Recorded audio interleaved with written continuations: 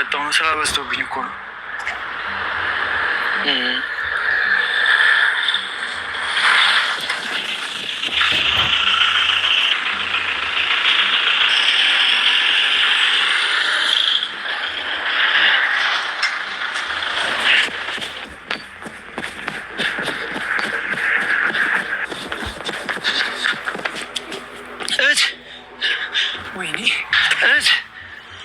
በእናትሽ ነሽ? ወይኔ እናት እንዴ! ሊዱ እዚህ ምን ትሰራለሽ?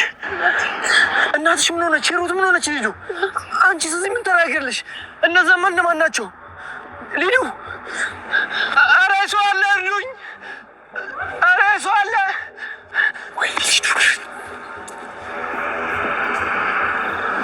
ሊዱ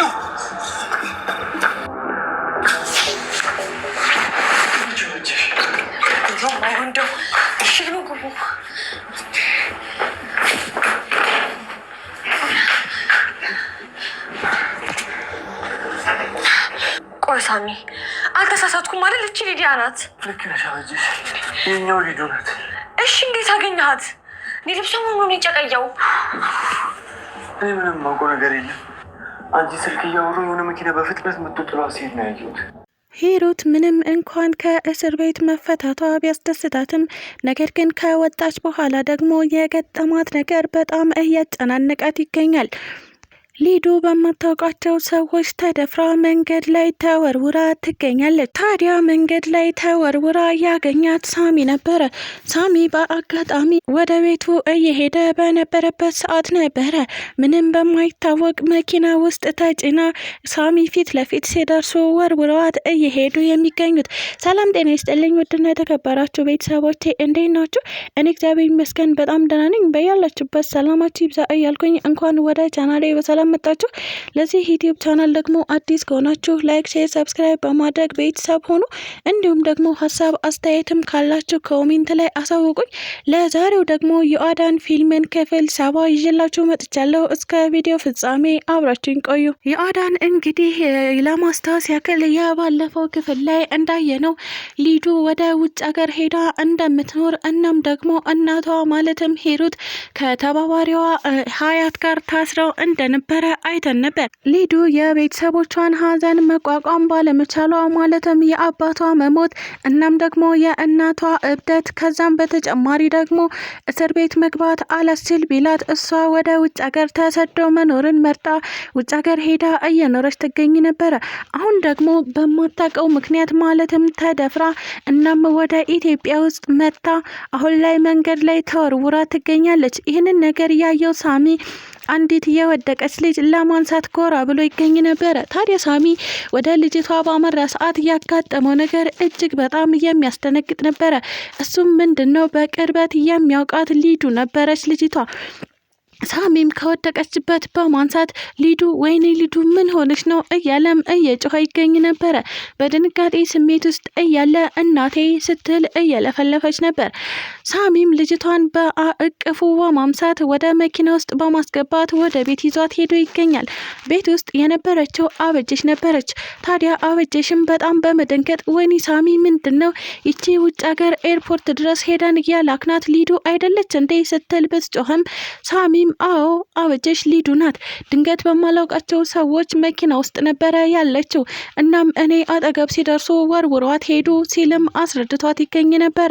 አበጀሽም ዳበስ ዳበስ በማድረግ ወይኔ ሳሚ ምንድነው ሰውነቷ ሁሉ እንደዚህ የበሸቀጠው? ለምንድነው ልብሷስ የራሰው? ስትል በድንጋጤ ስሜት እየጠየቀችው ትገኛለች። ሳሚም አያበጀሽ እኔ ምንም የማውቀው ነገር የለም።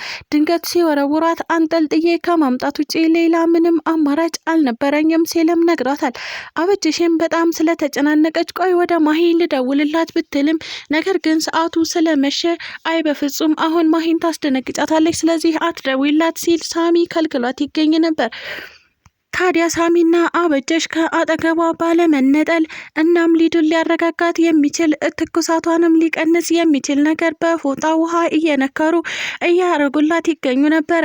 ሊዱም በዚህ ሁኔታ መቀጠል የለባትም ብለው በማሰብ በጠዋት ወደ ማሂ ስልክ እንደውልላት ቢሉም ነገር ግን ስልኳ አልሰራ ቢላቸው አበጀሽ ወደ እሷ በመሄድ ልትነግራት ወሰነች። እናም ማሂን ካገኘቻት በኋላ ሁሉንም ነገር ነግራት ወደ ቤት እንድትመጣ አደረገቻት። ማሂም ሊዱን ስታያት በጣም በመደንገጥ አይ ሳሚ አንተ አይደለህም አይደል እንደዚህ ያደረከው እያለችም መርበትበት ቀጠለች። አረ ማሂ ተረጋጊ፣ እኔ መንገድ ላይ ወድቃ አግኝቻት ነው ይዣት ወደ ቤት እያመጣሁት ሲልም ለማስረዳት ቢሞክርም ነገር ግን ማሂ ከመጠራጠር ወደ ኋላ አላለችም።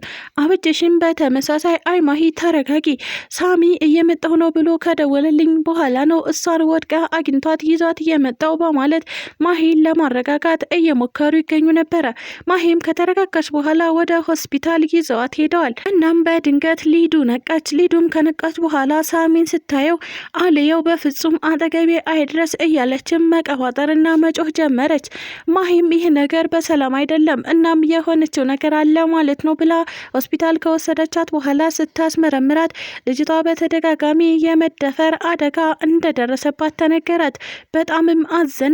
እናም ወይኔ ሊዱ ለመነካት የምትጠየፍ ሴትዮ አሁን እንደዚህ ሆነች ቢባል ማን ያምናል ስትልም ማሂ እጅግ በጣም ጭንቀትና ችግር ውስጥ ገብታ ትታያለች።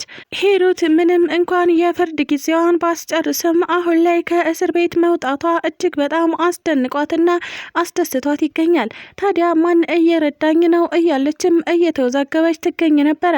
ሂሩት ልብሶቿን በፌስታል አንጠልጥላ መደሳሰቷን እያጣጣመች እየሄደች እያለ በድንገት የስልክ ድምጽ ሰማች። እናም ወይኔ ሂሩት ምን ሆነሻል ንቂ እንጂ እያለችም እንዴት ነው የስልክ ድምጽ የሚሰማኝ? እናም እኔ ጋር ስልክ ማን ሊያስቀምጥ ይችላል ብዬ ነው ወይስ ደግሞ የስልክ ጥሪ ናፍቆኛል እያለችም ከራሷ ጋር እያወራች ትገኝ ነበረ። ነገር ግን የስልኩ ድምጽ በተደጋጋሚ እየጠራ ሲያስቸግራት በፌስታል ቆጥራ የያዘቻቸው ልብሶች ውስጥ መፈለግ ጀመረች። እናም እዛ ውስጥ ስትገባ አጋጣሚ ስልኩን አገኘችው። ስልኩንም አውጥታ ይህ ስልክ የማን ነው? የኔን ስልክ እኮ ለፍተሻ ብለው ተቀብለውኝ ወስደውታል።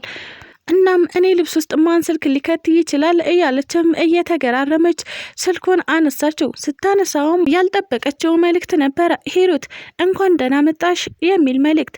እሱም ከማን እንደሆነ ባታውቀውም አመሰግናለሁ በማለት ማን ነው ግን ይህንን ነገር እያደረገልኛለሁ ለማን ነውስ እያገዘኛለሁ ስትልም ጠይቀው ትገኝ ነበረ። ታዲያ ባለስልኩ አይ እሱን በሂደት የምታውቂው ነው፣ ነገር ግን በመፈታተሽ በጣም ደስ ብሎኛል።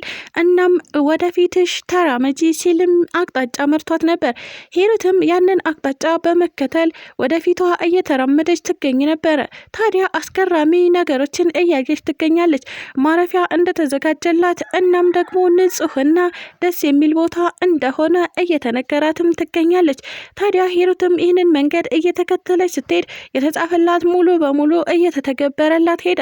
ይህ ነገር ቢያስደስታትም ነገር ግን አጋጣሚ እያገኘች ያለችው ነገር በጣም እያሳሰባትና እያስጨናነቃት መጣ። ሂሩትም ወደ ማረፊያ ክፍሏ ስትሄድ በጣም ደስ የሚል ውብና የተለየ አልጋ አግኝታ ነበረ። እዛም አልጋ ላይ ተያይዞ የተቀመጠላት መልእክት ነበር። መልእክቱም በካርቶን የተቆጠረና በጣም አስጨናቂ ነገር እንደሆነም አይተናል። ይህንን ካየች በኋላ ሂሩት ከኔ ምንድን ነው የምትፈልጉት? እናንተስ በዙሪያ ያላችሁት እነማን ናችሁ? ስትል በጩኸት ለማናገር ሞክራለች። ካርቶንም ውስጥ ተቀምጦ የነበረው የሀያት ጸጉር ነበረ። ይህንን ነገር ስታይ በጣም ከመደንገጧ የተነሳ እየተርበተበተች በመደወል ምንድን ነው ያስቀመጣችሁልኝ? ሀያትስ የት ናት ያለችው? ስትልም ጠይቃቸው ትገኝ ነበረ። ታዲያ ሰዎቹም ሀያት በሀሳባቸው ስላልተስማማች እናም ከእስር ቤት ወጥታ አሁን እነሱ ሊያሰናብቷት እንደሆነ እየነገሯት ይገኙ ነበረ። ሂሩትም በሀሳባቸው ካልተስማማች ሊገሏት እንደሚፈልጉ እናም ደግሞ የልጇንም ፎቶ አያይዘው አስቀምጠውላት ነበረ። በልጇን በኩል ሊመጡባት እንደነበረ ነግረዋታል። ታዲያ ይህ ነገር ያሰቃያት ሂሩትም እኔ ከዚህ በኋላ ምንም አይነት ወንጀል መስራት አልፈልግም፣ እናም ታርሜ ወጥቻለሁ። ስለዚህ በዙሪያዬ አታንዣቡ፣ እኔ የድሮዋ ሂሩት አይደለሁም ስትልም ለመንገር እየሞከረች ትገኛለች። አያይዘው ይህንን ነገር የማታደርጊ ከሆነ አሁኑኑ ሀያትን እንገላታለን፣ እናም ደግሞ የልጅሽንም እጣ ፋንታ ጠብቂ እያሉ እያስፈራራት ይገኙ ነበረ። ታዲያ ሂሩት እንደተፈታች ከተናገረች ማለትም ወደ ቤተሰቦቿን ወደ መፈለግ ደረጃ ከሄደች እነሳሚን ታገኝና ልጇ አጉል ነገር ላይ እንደወደቀች እናም ደግሞ የልጇን አደጋ ቀድመው አድርሰውባት እንደነበረ ካወቀች ከሰዎች ጋር የምትፋታበት እድል ይኖራታል ብዬ አስባለሁ። ለልጄ ብዬ ምንም ነገር አደርጋለሁ እናም ወንጀሎችንም እሰራለሁ ብትልም አሁን ደግሞ ልጇን ከአደጋ እንዳልጠበቀቻት ስታያት ከዚህ በኋላ ሌላ ምንም የምትሰራው ወንጀል የለም ብዬ አስባለሁኝ። ስለተከታተላችሁኝ እጅግ አድርጌ አመሰግናለሁ። ለቻናሌ ደግሞ አዲስ ከሆናችሁ ላይክ፣ ሼር፣ ሰብስክራይብ በማድረግ ቤተሰብ ሆኑ። እንዲሁም ደግሞ ሀሳብ አስተያየትም ካላችሁ ኮሜንት ላይ አሳውቁኝ። ኢትዮጵያ ለዘላለም ትኑር እያልኩ ሰነበታችኋለሁ።